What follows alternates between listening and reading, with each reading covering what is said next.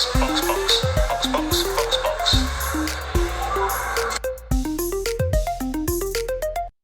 my name is Rochelle and you're watching or listening to Box F1 Pod. Today we're going to be debriefing the Monza Grand Prix, which was an insane race from start to finish. And while we're talking about that, I'm going to be making a taleggio risotto, which I chose because risotto is a relatively regional dish to Lombardy. Not that it's not made in the rest of Italy, but Lombardy is known for their risottos. And taleggio, which just happens to be my favorite cheese, is also from Lombardy. So I decided to combine the two. So I'm going to be making a taleggio risotto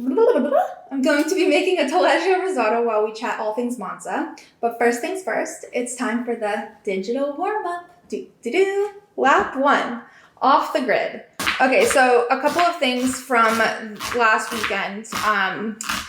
The TikTok trend to August by Taylor Swift, where people are like picking up their pets and swinging them around, and it's like, back when we were still changing for the better. You know, that one? That was really well sung. You're welcome. So Fernando did the exact same thing, but with his trophy from the Dutch Grand Prix, which I am obsessed with. Whoever is running his social media accounts needs a raise. And A+ Fernando for just going along with whatever he's told to do. Another thing that happened was Charles in his like recap of the weekend, he started his thing with a picture of him and Pierre and captioned it like, "Congratulations, Pierre, I'm so happy for you, I'm so proud of you." But I like the post because like, yeah, the first sentence was him congratulating Pierre, but like the rest of the post was like, "Oh, and by the way, my weekend sucked, bye." Which is just so Charles. Everything he does is just like tragic. Anyway, moving on to this weekend, Christian Horner and Max did a event or appearance at the Tag Heuer. I really don't know how to say the name of that watch brand, so I apologize if I'm butchering it. But they did an appearance at the Tag Heuer store in Milan, and they like basically asked each other questions.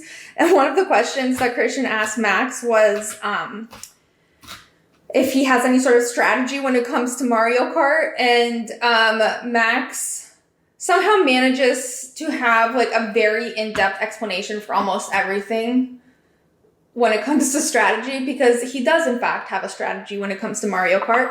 He plays as Mario if he's starting at the front, or I forgot the second one. And then he plays as Bowser if he's starting from the back, which I love that. You have to have strategy, right?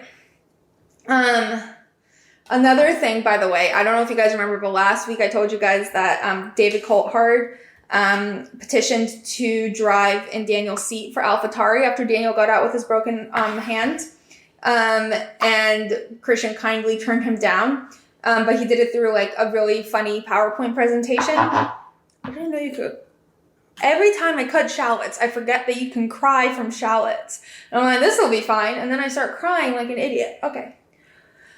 Should have done this off camera. It's okay, I usually cry during these. Anyway, my point about David Coulthard is that he will in fact be driving for Daniel Ricciardo, because do you remember back before Daniel was officially back on the grid, it was announced that he'll be driving for Red Bull at their race at the what's it called? Nürburgring, the Nürburgring. Seb's going to be there. Yuki's going to be there. They're driving like old Red Bull cars and racing against each other. So David will be replacing Daniel in that. All right, so moving on. Alex Albon. I don't even know how to explain this. I will link it. I'm going to link all of this, but I will be linking this in the show notes because it's something that you have to see to understand. But even when you see it, you still won't understand it because it just makes absolutely no sense. But okay, sorry, I am back. I had to take a break because my eyes were killing me. But anyway, I had moved on to Alex doing a marketing campaign for a cell phone for the OnePlus. And at first, I thought it was for the car because he like drives into the shot in a Mercedes. And then he has like the bald filter on himself. But the caption is fast, smooth, brilliant, high performance, powerful. The OnePlus Nord 3 and I have so much in common. And then he like takes a selfie in the video and he's like, if you want this phone with this selfie on the phone when you get it, then comment on the video below. Honestly, how this like got through marketing, I will never understand. I'm very happy it did. I think Alex is a marketing genius and should be used more heavily by like Williams advertisers such as Duracell. Forgot the name Duracell.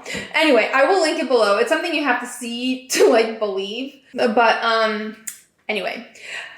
Moving on to some F1 news. George and Lewis have both extended their contracts with Mercedes, which is very exciting. Lewis went through like a like, I don't know how to describe it, a press tour, I guess, with this announcement. So he met with a bunch of media people. So he was doing a bunch of interviews. And one of the things he said, which is like, sassy. I don't know if it was necessary, but he said it anyway. He was asked if he's impressed by Max, and he said he's no more impressed by Max than he was by anyone else who's ever dominated for a period of time, including himself. Michael Schumacher, Seb. Don't really believe he wasn't impressed with himself, but or any of the other ones. I feel like he's like allergic to paying Max a compliment. And then he said that he also thinks that he's never had that Max has not had as good of teammates as he has, and proceeded to name every single teammate he's ever had, except for Nico Rosberg. And then the interviewer lady was like, and Nico? And he's like, oh yeah, obviously, and Nico, that was an accident. Was it an accident? It was not. But, yeah, slightly sassy interview from Lewis there. Objectively, though, in terms of the teammate thing, I suppose it is true that he has had 3 world champions as his teammates. I don't know if Nico counts as one of those, considering he became a world champion and then quit.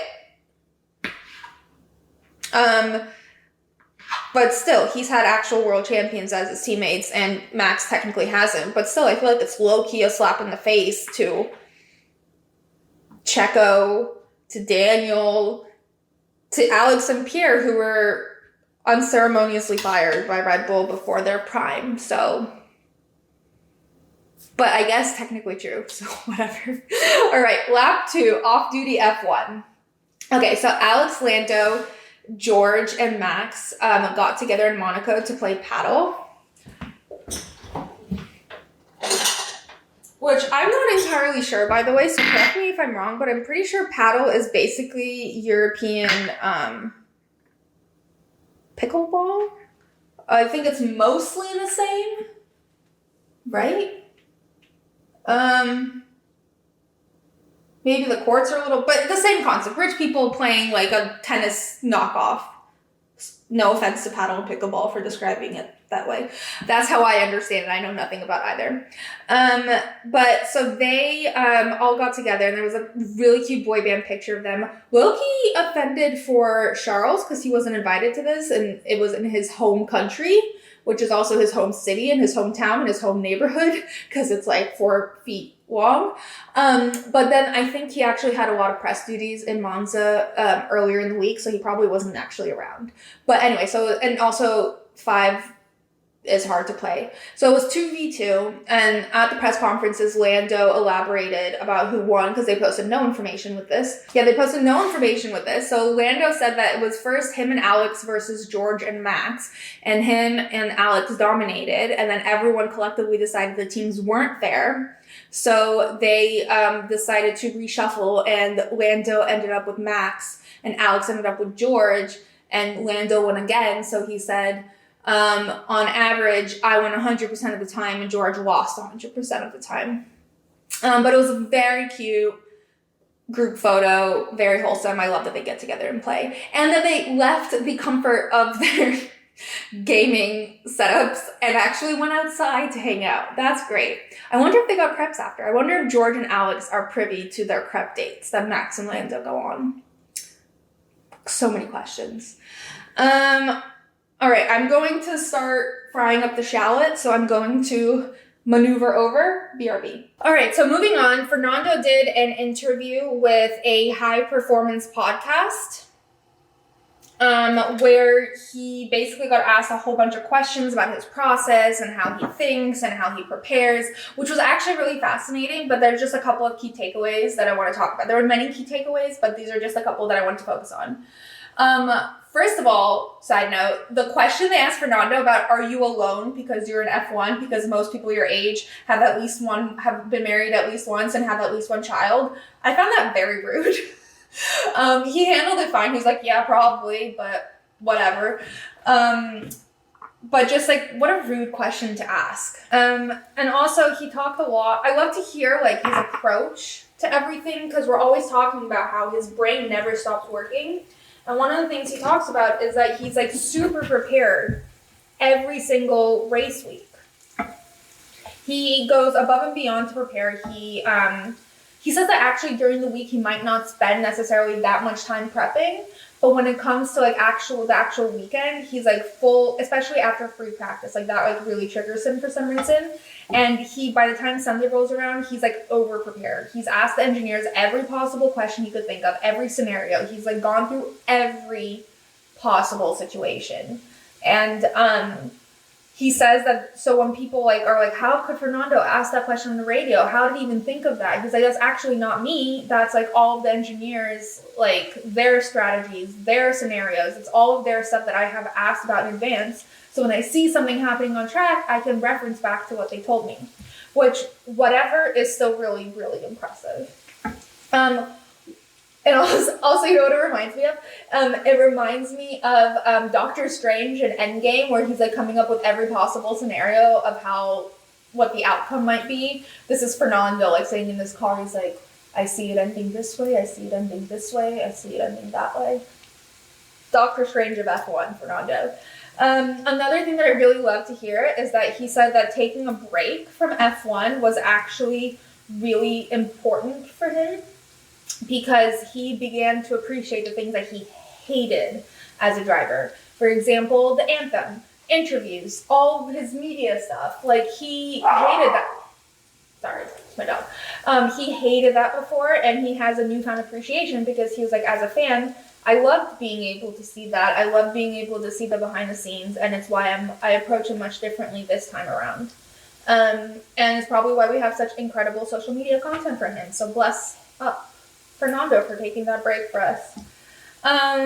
Also, on a final note, the last question they asked him is if he does this often and if he likes reflecting in this way. And Fernando was like, yeah, I like reflecting. But like, given the way he was answering these questions, I don't think he's ever thought about any of this. Like, I fully believe that like he's very meticulous and has a very specific process that he follows to a T. But like, he doesn't like reflect in the way that they were making him reflect. So a lot of the questions, like, what was the best advice you've ever gotten?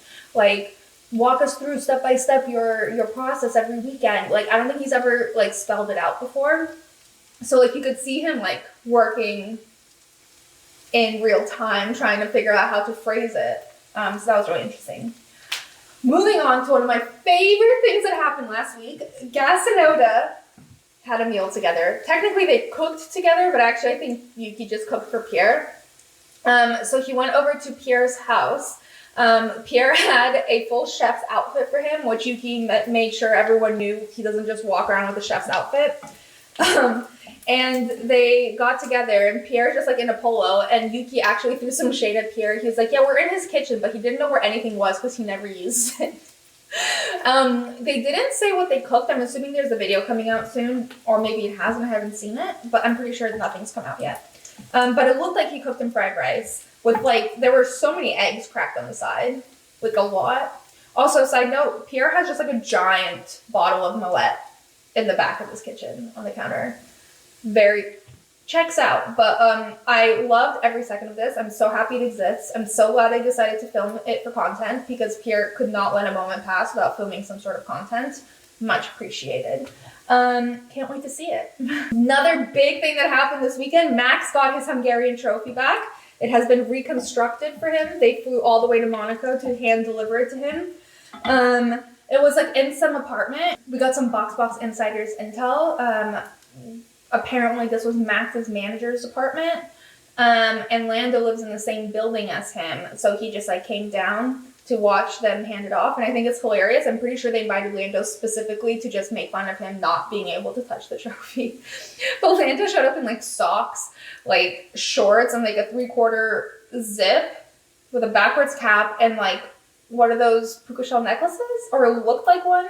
It was very like giving like hard OC vibes. It was a little much. But Max, of course, is dressed in like his little polo, like very clean and put together. He shook hands with the guy. They made jokes about Lando not touching the trophy.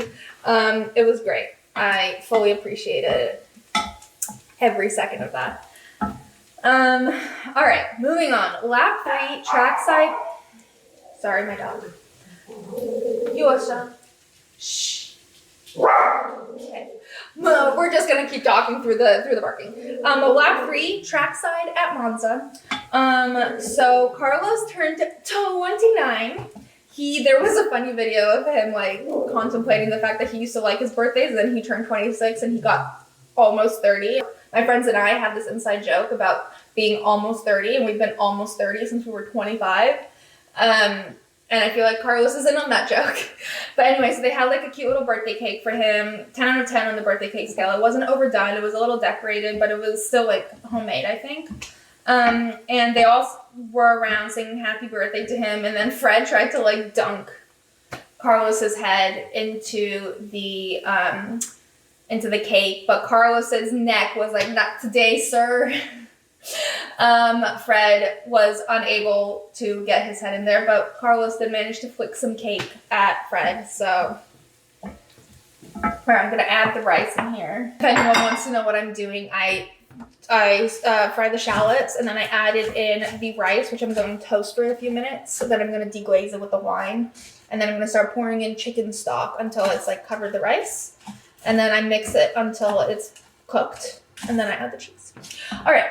Okay. Another wholesome moment with a team was Yuki brought Ben's cookies to the entire AlphaTauri engineering team. And when I was in London last November, I discovered Ben's cookies for the first time, and I literally had like 2 a day. And I was like obsessed with them. And now that I know they're Yuki approved, man, I'm gonna have 3 a day.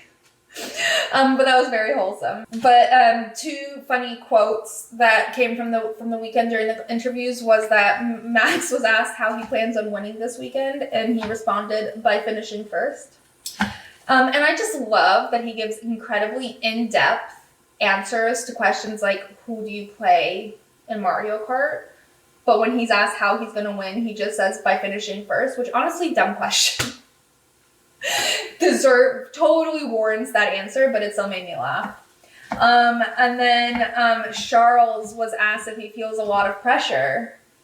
If it's fair that him and Carlos are under so much pressure when they're in Italy and just being Ferrari in general. And he says, fair or not, we are Ferrari.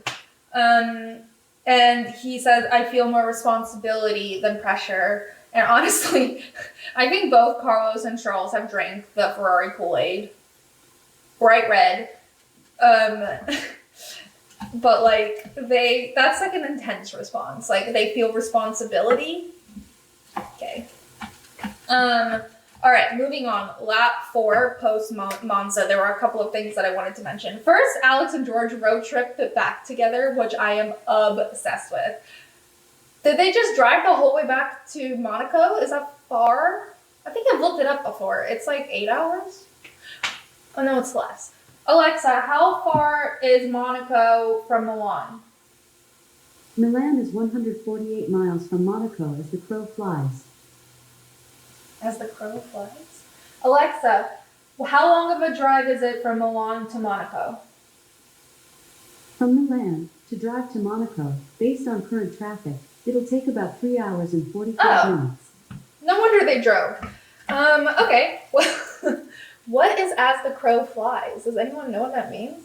Anyway, in less fun news, Carlos got robbed in Milan.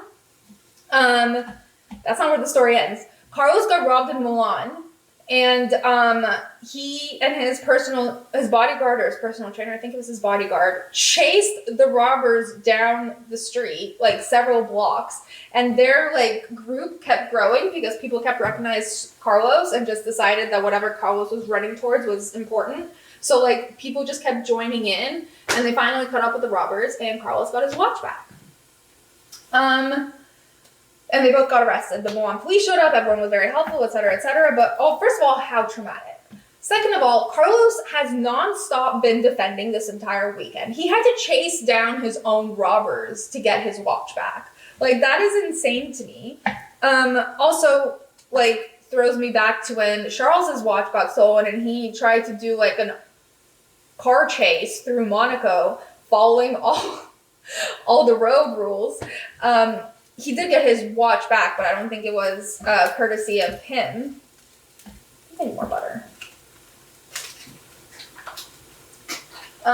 He did get his watches back, but it wasn't courtesy of him. Carlos's watch was worth $500,000 or euros, whatever it is, still $500,000 of something, and that's a lot. I just feel bad that Carlos and Charles both have to fight their own battles, on track, off track, everywhere. Yosha. I agree, but shh. Okay. How dumb are these robbers for choosing to rob Carlos, the face of Ferrari, the night he gets a podium in Monza while he's strolling through Milan, decked out head to toe in Ferrari gear, getting out of a Ferrari? Like, did they really think they were going to get away with it? Even if it wasn't Carlos himself who tackled them to the ground, like, they were still not going to get away with it. Also, side note, how many drivers have to get robbed of their watches for them to be like, maybe I shouldn't be wearing this? Anyway, with that, we conclude our digital warm-up. On to the race ride. Benvenuto alla Monza, where all of Italia wants Ferrari to Forza. Don't know if Forza can be a verb, but Forza they did. Both Carlos and Charles were determined AF when they got to the grid. Starting in quali, Carlos didn't care who got in his way. He can outpace Max all day. Except for Sunday, I guess. But pause on that story. We've got other drama to digest. Formation lap was barely complete before Yuki's engine got too much heat. The FIA freaked that their strict starting procedure was all out of whack. It took like 5 minutes to get everyone back on track.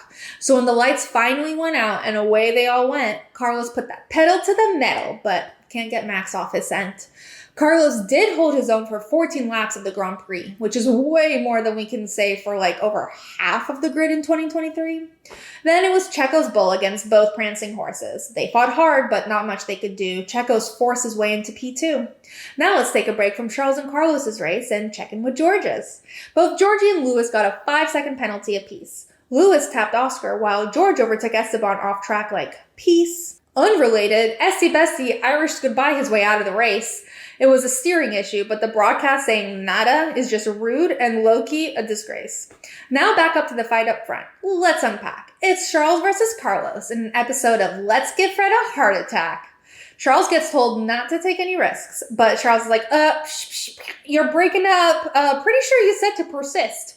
Charles, then Carlos, then Carlos, then Charles. This battle was insane. But after a lot of hard work, P3 went to the King of Spain. Bless up Carlos for getting a win in front of the Tifosi, and shout out Max for 10 wins in a row. You earned that trophy.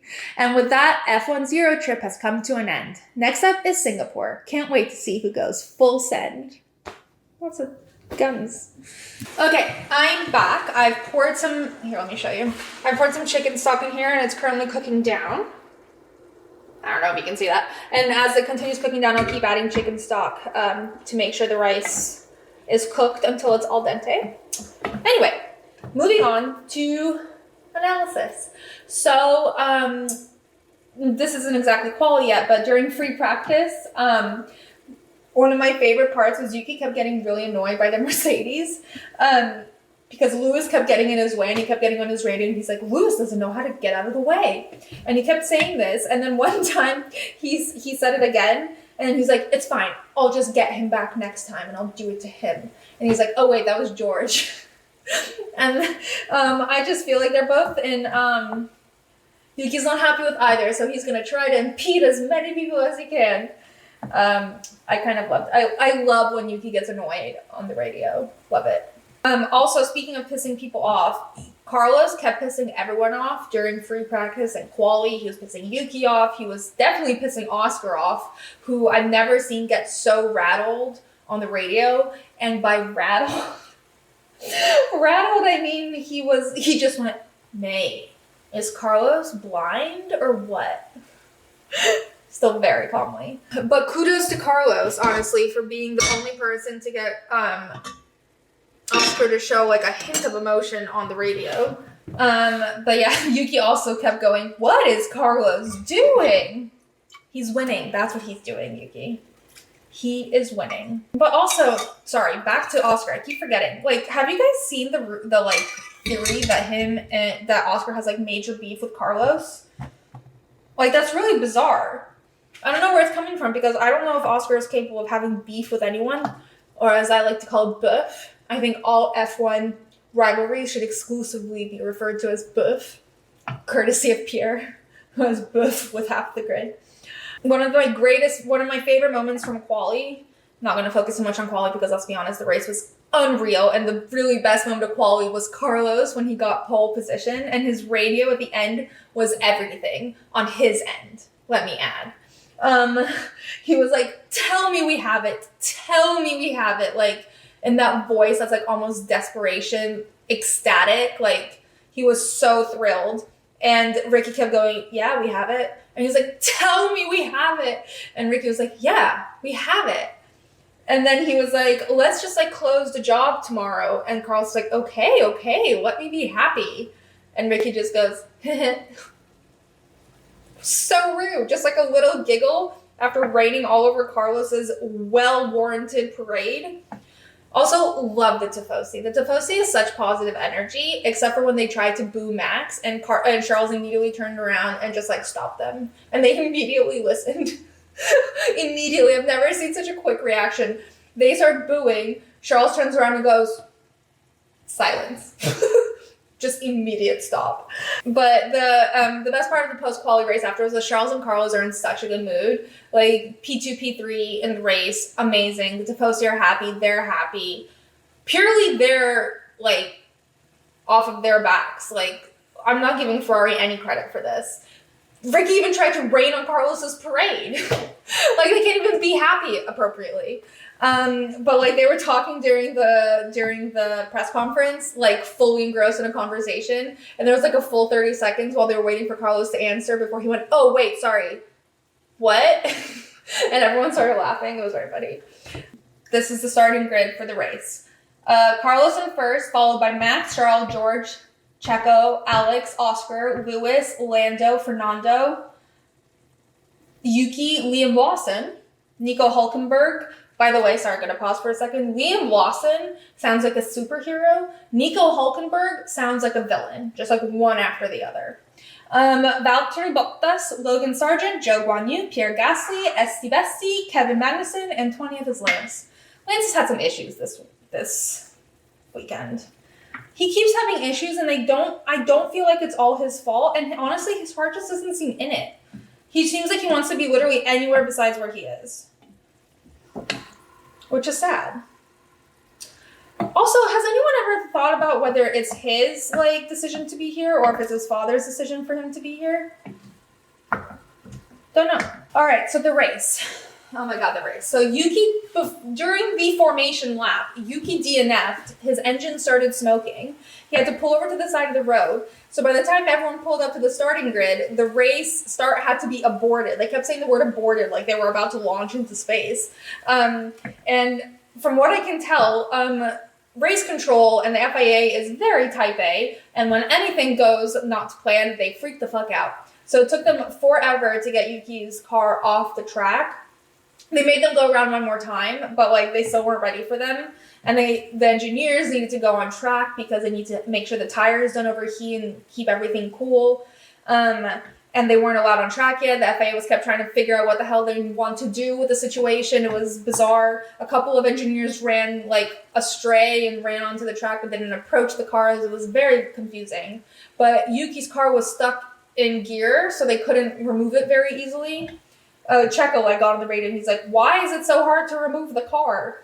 My favorite radio during this moment was when the engineers finally ran onto the grid. Charles on his radio goes, "Nice. I was wondering if you were walking here from Rome." Sass. The sass. Also loved the shots of Yuki getting into this giant truck to hitch a ride back to the paddock. And it's like this massive truck and a baby Yuki in the front seat. Back to what we were talking about. The issue with having to like delay this right before you like are ready to go is it really fucks with your head as like a athlete. You know, like you're ready. It's like the minute you're supposed to go, and then suddenly you have to stop and wait. It's like not even the same as like stopping in the middle of the race. It's like the minute you're most ready, you suddenly have to like halt everything you were thinking and feeling, get your head back in the game and like, you know. But anyway, they restart and Carlos is able to hold on to the lead and it's very exciting for him and for the Tifosi. My goodness, they're loud. We thought the Dutch were loud. The Tifosi are loud. And he managed to hold on to the lead for 14 laps.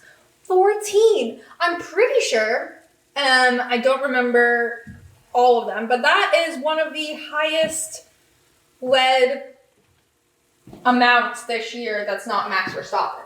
Anyway, good for him.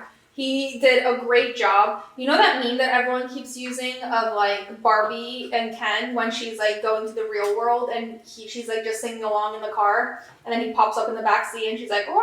and he's like, "Wah!" That's relevant anytime someone's ahead of Max, but like today it felt most relevant because literally in a second he was right in Carlos's rearview mirror and Carlos literally had to spend the entire time like going, "Ah!" The fight that Carlos put up against Max honestly deserves an award of its own. Like, Max very calmly on the radio was like, he's already slowing down a bit, so it's gonna be okay. And JP's like, "Okay, understood. Just be sensible, Max."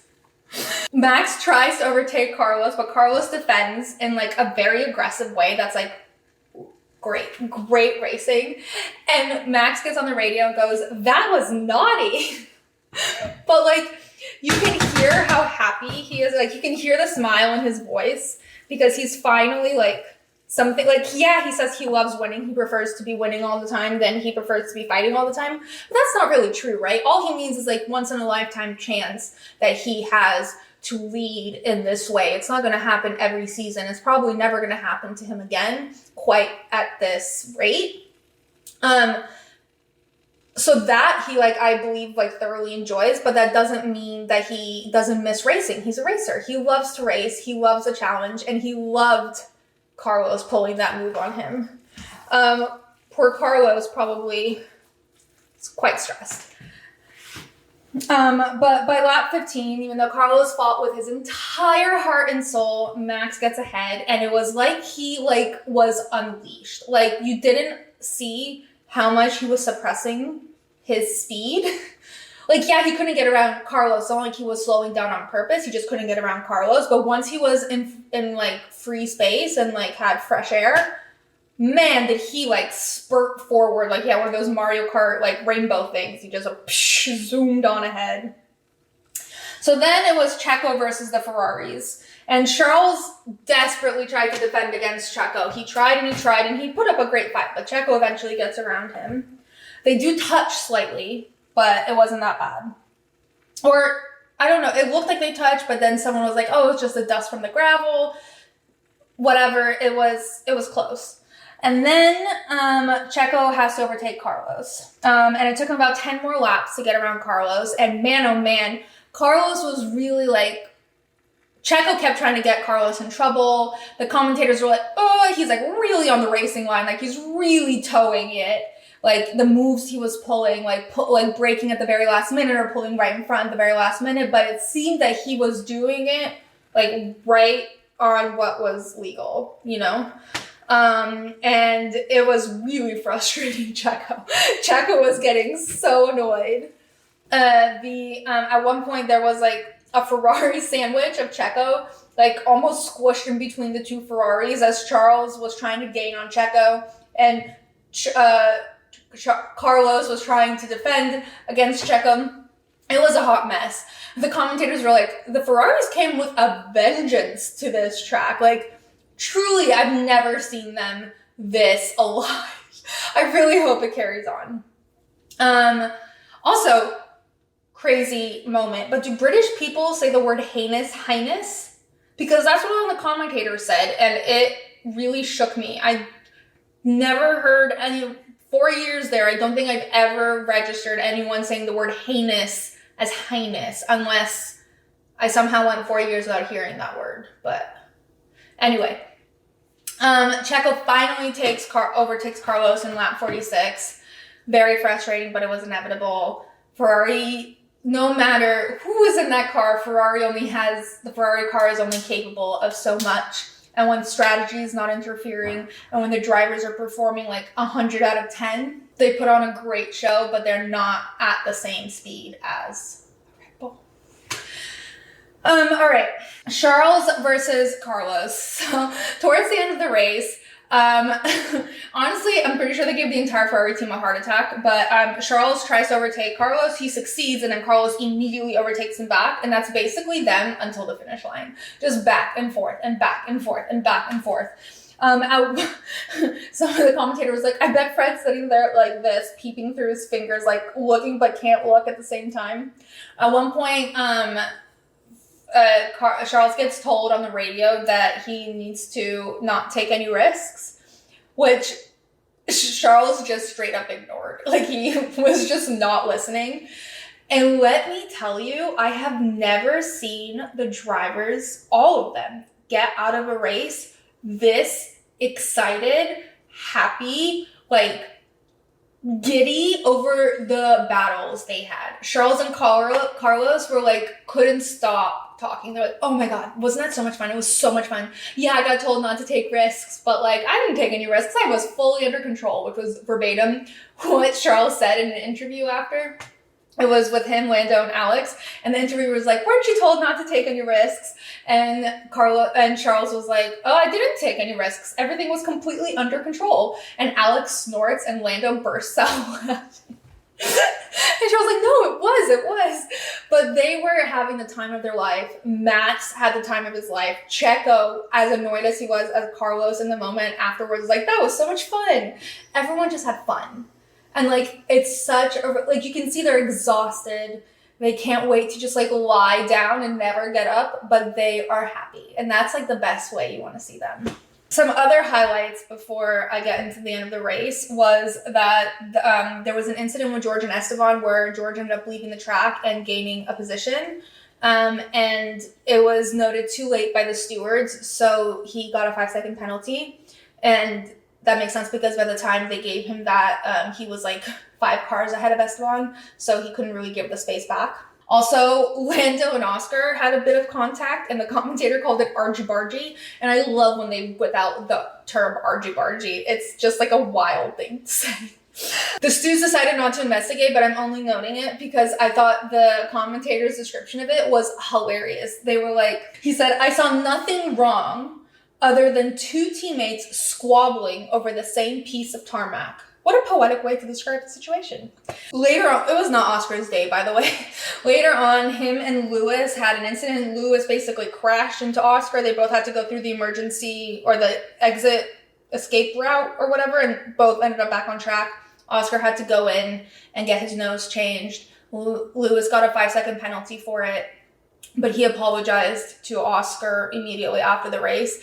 And Oscar was in the media pen and he was asked about it, and he's like, well, there's not much I can do about it. He apologized. And I felt like Oscar really wanted to be annoyed about it, but he physically couldn't because Lewis like handled it like a champ, apologized before Oscar was even out of his own car.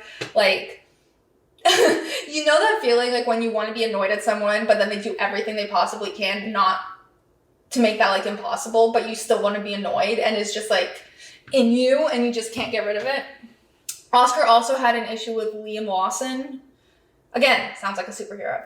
But nothing happened to Liam because of it. The biggest mystery of this Grand Prix was the fact that Esteban DNF'd in lap 39. I noticed at lap 46 that Esteban was no longer racing. And the broadcast just failed to mention why. Like at all. Apparently it was because of steering issues. So it wasn't like, it was because of steering issues, so it wasn't anything like dramatic. So they had to give it airtime, but the commentators could have at least said, oh, Esteban is out of the race because of steering issues. No mention of it. The funniest part was going online and seeing all the memes and confused videos of people like, where did Esteban go? Where is he? All right, some of the best radios were, okay, this isn't the best radio, but I just need to mention, Lando really toes the line between sassy and asshole. Like, very fine line. Today, I'm pretty sure he crossed it because when he gets like whiny, when the sass becomes whiny, he just sounds rude. I think it was because he got told something by his engineer and he just went, yeah, I see what you see, okay? Rude.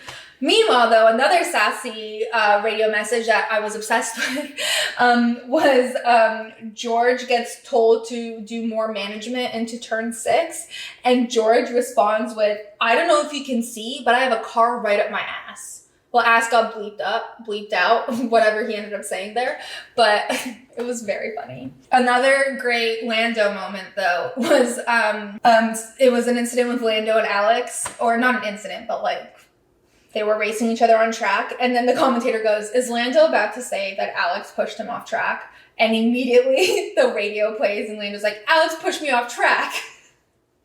The whine is what kills me.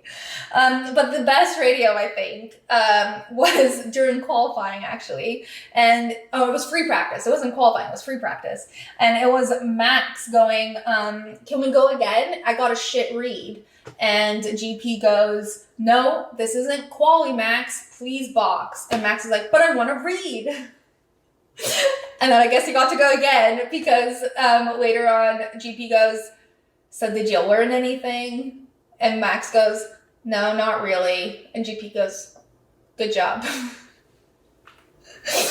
Love it. GP constantly sounds just annoyed.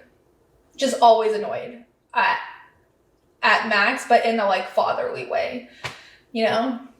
All right, I'm gonna plate this and then we're gonna finish. Okay, so I'm about to finish it up with a little balsamic vinegar. I think it's supposed to be a little creamier than it turned out, but it's still really good. Let's finish up so I can eat my risotto. I swear it's really good. I know this isn't traditionally what risotto looks like, but it's really good.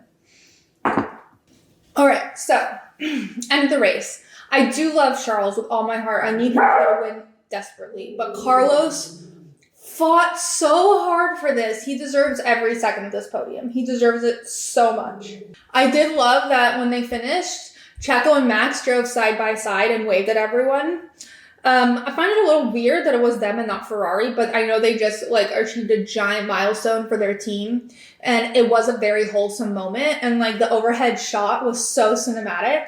It was really good. Also, I think this is a first, but Max is actually happy with a statistic. Like, he gives zero fucks about statistics on the average day, and I don't know if he cares about this as much as like anyone else would, but he definitely cares. Like, he was like pretty content with this 10 races in a row thing, like, as he should be. I was so annoyed when I saw Toto's comment saying that like this is a pointless stat, it's just for Wikipedia and means nothing else.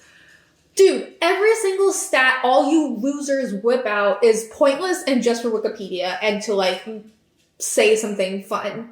Like, This is very impressive. No one has done it in like over 70 years of the sport existing. Give Max some kudos. He deserves the kudos. It is not his fault you lost in 2021. It is not his fault. His team principal is Christian Horner and you hate Christian Horner. You can admit that Max is good at what he does. You can. Also, when Max was on the radio, and they were telling you, like, that's when he sounded happy, like very content. GP said, a stroll in the park, some might say, which honestly, kinda. The cool down room, I wish I spoke Spanish, but it was literally, if anyone speaks Spanish and knows what Carlos and Checo were saying for like half of the cool down room, I would love to know, but the entire thing was in Spanish. And then Max arrived, and they start dissecting as always. Carlos is a good person to have on the podcast. He loves an analysis, loves to analyze. And Max actually looks pretty proud of himself, and I love that. On the podium, though, there's a hilarious TikTok going around. From the angle of the fans, like one of the fans is filming it, like up at the podium where Carlos is standing. And it's during the Dutch national anthem, and all of the Tifosi are chanting Carlos very, very loudly.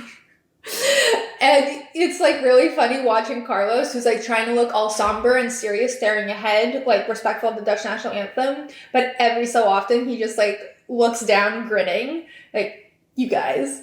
And then back up, and he's like, oh, you guys. And then back up. I loved it.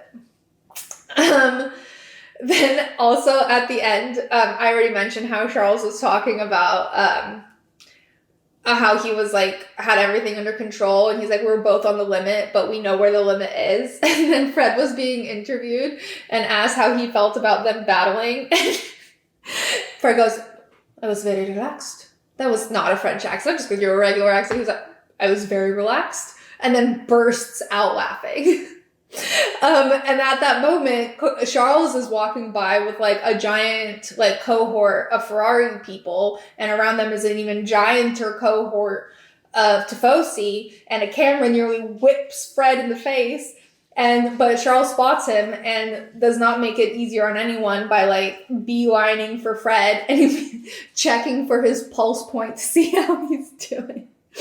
I love I think they had a decent relationship with Mattia, but it's definitely such a different vibe with Fred. Like the pulse checking, the like shoving Carlos's face into the cake, like it's just such a different vibe. And I kind of love that for them. I feel like it might not be translating into the way they're communicating with the team and the way all of that is going, but at least they seem happy in other moments. I'm really pushing this. Fred also said risk is relative when he was asked why Charles didn't listen to being told not to take any risks.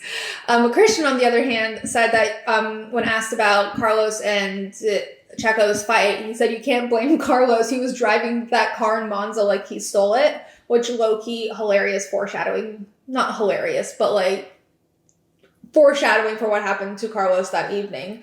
But I saw people picking apart Christian, like, saying that about Carlos, or, like, similar sentiments. I think Christian was complimenting Carlos. Christian isn't always being a petty motherfucker. Like, he's also polite and respectful of other people's talents. He is. And he's petty, which we all love some pettiness.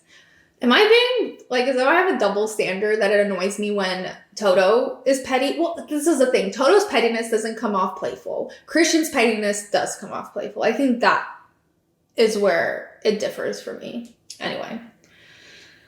And in the press conference, Christian, God, I'm getting confused about the C's. At work, everyone I work with, his name begins with a K. It's like being on an episode of Keeping Up with the Kardashians. Being on the grid is like being on an episode of the Kardashians if they all spelled it with a C. Everyone's name begins with a C. Checo, Charles, Carlos, Christian. My notes sometimes say Charles was overtaking Charles as Charles was catching up, and it makes no sense. And I have to figure out who was catching up where. Anyway, in the press conference, Carlos was asked what he's thinking in the last lap. I think actually this was related to qualifying, but I guess he was asked He was asked it in the post-race interview, but I think it was related to qualifying because he was asked what he's thinking before the last lap. And the guy's like, are you thinking, let's go, I am a matador? And everyone starts laughing, and Carlos is like, I say, vamos, Carlos. And then he goes, yeah, I actually don't know. I don't think I'm thinking anything. All right, moving on to results. The official driver of the day was Carlos, and the unofficial driver of the day was Carlos. Bro fought with like every fiber of his being, his soul, his spirit, his body to like get this podium, and he deserves it 5 million %. And also, when they announced that the driver of the day was Carlos, me and Crofty in unison went, yes. Yes, because we were both like, who else is it gonna be? However, I will give a couple of honorable mentions, as I always do, although I don't think there's any contesting this driver of the day. Driver of the weekend, driver of the month, just Carlos was epic. The honorable mentions, I think, go to Checo, who fought those Ferraris very hard, and they put up quite the fucking fight. And of course, Max, who has done the absolute unthinkable. I know Lewis isn't particularly impressed. Toto is definitely not impressed, but I think that it's pretty impressive. Not only has he gotten 10 race wins in a row, he has also broken the Monza curse. The curse that no one thought could be broken. Matter of fact, the birthday curse, which I fully made up and only exists in my head, where the drivers never have a good weekend when it's their birthday weekend, was also broken because it was Carlos's birthday and he did phenomenally. So I fully believe that both curses were broken this weekend, which actually, I believe, has also earned Max the title of curse breaker. And if he's offering his curse breaking services freelance, I highly suggest he seeks out a certain Monegasque prince who is in desperate need of some assistance. If he can break the Monegasque witch curse, there is nothing Max cannot do. He might win every race for the end of time, honestly. All right, dick in the box. The only dick in the box that I can think of is Lewis for hitting Oscar going through the chicane and like pushing him off. But that like barely counts because he got a penalty and then he apologized to Oscar immediately, like before Oscar had a chance to jump out of his car. So he can't actually be the dick in the box. Honestly, everyone was pretty much on good behavior today. So like, I don't really have one. I find it weird not to nominate a dick, which usually is pretty easy for me, but I don't think that Monza was just such good vibes. All right, the results of the race were Max, Checo, Carlos, Charles, George, Lewis, Alex, Lando, Fernando, Valtteri, Liam, Lawson, 11, he almost got a point, Oscar Piastri, Logan Sargent, Joe, Pierre, Lance, Nico, Kevin, Estie Besties, who DNF'd, and Yuki, who DNF'd. Sad. So the current standings are Max with 364 points, Checo with 219 points, Fernando with 170 points, Lewis with 164 points, Carlos with 117 points, Charles with 111, and George with 109, and then we get below 100. For some reason, I thought that Carlos would be ahead of Lewis, but I guess not. And then the constructors are... Oh, also, the only 4 people with no points yet are Logan, Liam, Nick DeVries, and Daniel Ricciardo. This, lineup is getting very long with all the people that are being replaced. Liam obviously has been here for, 2 races. Daniel also had 2 races. And Nick's no longer participating. So really it's just Logan. And I feel like he's so close. I feel like it's so frustrating for poor Logan. I believe he can get it. And I don't know when I became a Logan, sympathizer, but I am. And I just really want him to succeed. And by succeed, I mean get a point. All right, the constructors is Red Bull with 583, Mercedes with 273, Ferrari with 228, Aston Martin with 217. Ferrari managed to outrank Aston this week. McLaren with 115. Alpine 115. No, McLaren 115. Alpine 73. Williams 21. Haas 11, Alpha 10, and AlphaTauri 3, all of which are Yuki. Okay, so that's it for the Monza Grand Prix and for the European leg of the season. We are off to Asia. Singapore is in 2 weeks, and if you have any ideas on what I should make, please send them my way, mostly because I literally cannot make up my mind. At the moment, I will be making the entire Singapore food market. Otherwise, make sure you subscribe, share with any potential boxes, leave a review, or just DM or email me your thoughts, because I always love to hear from you guys. And make sure to follow at BoxBoxF1Pod on social to keep up in between races. I'll see you guys soon. Box.